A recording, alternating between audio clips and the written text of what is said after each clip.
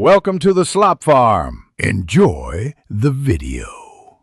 You start by confirming the core components and placing them on a clean, stable surface. Once done, loosely fasten the base plate to the tripod head with the 1/4-20 screws so adjustments are easy. Make sure to orient the rails toward the camera's balance point and clip clamps nearby. You do not need final torque yet. The goal here is to establish alignment and confirm all moving parts operate freely before proceeding to load the camera and accessories.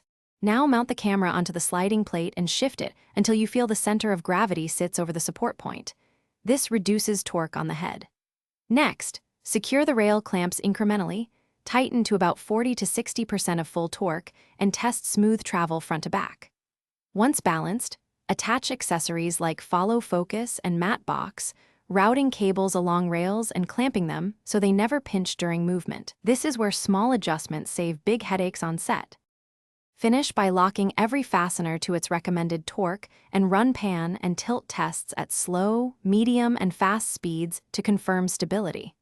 Make sure cable strain relief is secure and that accessories have sufficient clearance. Mark the optimal positions with gaffer tape for repeatability.